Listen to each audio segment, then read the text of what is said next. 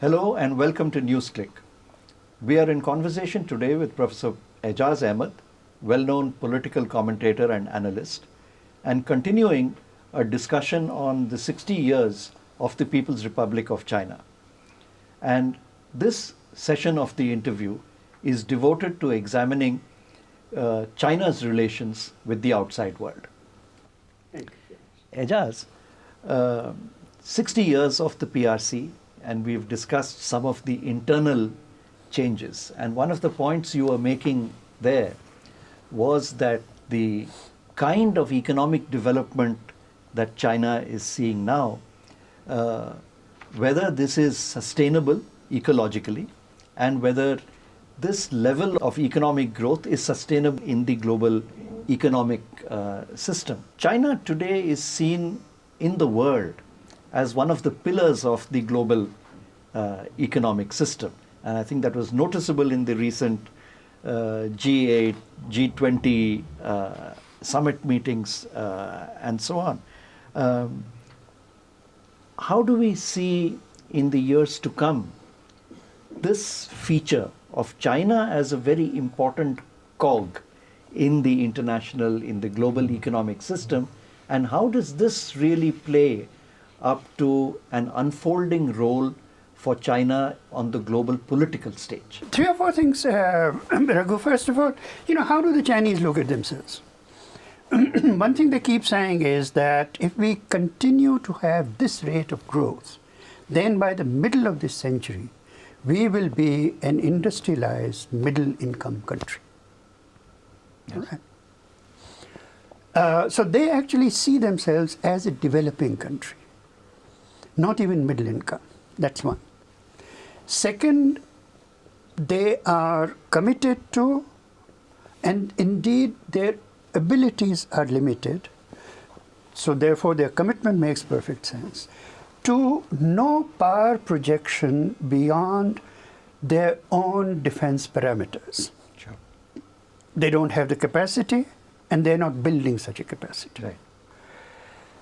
Which means that if they have to get all these resources in which they're very deficient, they cannot get it the way the Europeans through the colonial period Sure. and Americans in their century of ascendancy have acquired them. It's a completely different way of acquiring massive resources from the world. Sure. Through financial power and by striking bargains that are actually favorable to those who give them those resources. Sure. But in today's financial crisis, for example, in the G20 discussions, it was almost being spoken of as if it was the growth rates in China, which really speaking in a sense was the engine which would help pull the world out of its recession. In that sense, Raghu, this is actually historically unprecedented recession. This is a recession that started from the very central economy Sure. of the world capitalist system, that is to say the United States, spread to other economies, and a stability for it was achieved because of the rates of growth in the 3 or 4 major economies outside the West, primarily China, but also Brazil and India. Right. All right.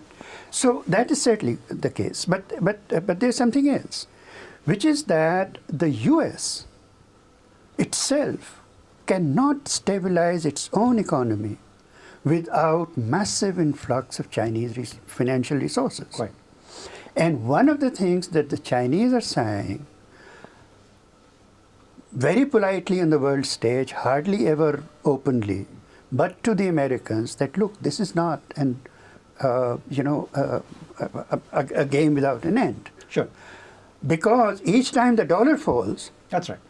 the Chinese lose hundreds of billions of dollars. That's right. But so China, in that sense, has become one of the mainstays. right.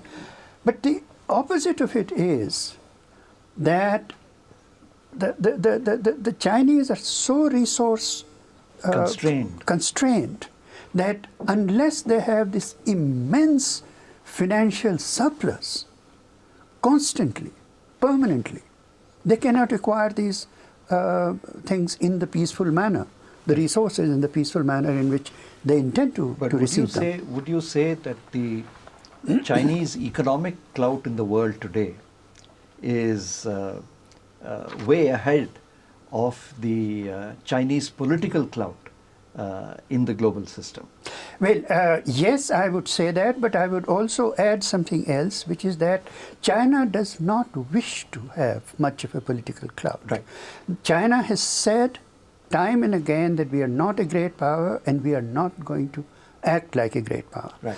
In this, actually, Raghu, this is a completely different model that East Asian countries have pursued. Right. The same is true of Japan. That's Japan right. is the second largest In fact, I was just coming to economy that. in the Yeah. world and has been that, and it has never sought to play any big political role in the world. But in this context, I just wanted to ask, if we look back to the Soviet era, one constantly saw Soviet foreign policy being articulated vis-a-vis imperialism, the Soviet bloc vis-a-vis imperialism. I think in the Chinese lexicon today, one hardly hears the word imperialism articulated. And in Chinese foreign policy also, one doesn't see this. You see, Raghu, the Soviet economy was not at all integrated into the world capitalist system, whatever you may think of it, however you describe that economy. But it was neither, and it was not a capitalist economy, and it was not a market economy. You know. So my question. So it was a systemic difference. That's right. So the other thing is that Soviet Union, for whatever it was committed to supporting national liberation movements across the world, which China is not.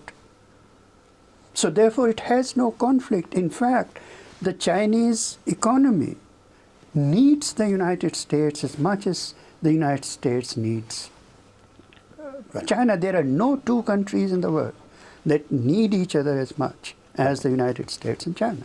You would have noted in the last month or so a great deal of churning in the Indian media, particularly in the electronic media, a lot of talk about Chinese aggressive intentions and attitudes towards India, ratcheting up of tensions between China and India and so on.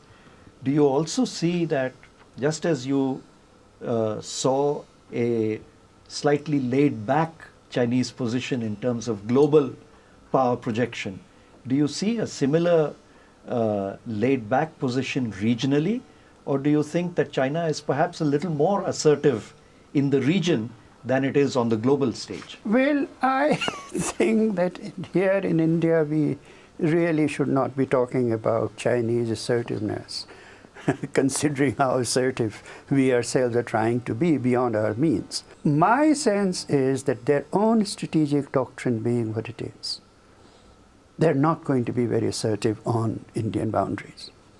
The veracity of a few soldiers coming here or there, the MEA and the media can debate about. But, their behavior, even to the parts that they claim, Right. Hong Kong and Taiwan, has been exemplary. From within the region as well as in the extended region, there's also been a lot of talk of the US and India, whichever side the motivation works on, joining hands in a kind of an encirclement policy oriented towards China. So do you see Chinese position responsive to this, or do you see this as more of a proactive step being taken by the US and maybe India as well towards China? What has happened in India is that there has been a dramatic shift in our policies within the last 15 years or so in terms of our own neighborhood, particularly with respect to China. I don't think the Chinese feel that they need to be assertive, as you put it. They're strong enough, they're powerful enough, they don't have to do anything about it. But I think, I don't know, let me speak for myself. I think we are caught in a contradiction in which people who run our government, whether from one party or the other, are so inclined towards the United States that we are willing to give them all kinds of things with hardly anything, getting anything in return. On the other hand, the material realities of global economy, of which Asia is now the center, Yeah. are pressing us to restrain ourselves and to incline more towards East Asia and towards Russia. And this contradiction between ideological inclination towards the United States, but increasing material interest, which pulls you towards East Asia, is going to have to be resolved by our government over the next decade or, coming years. Thank you, Aijaz.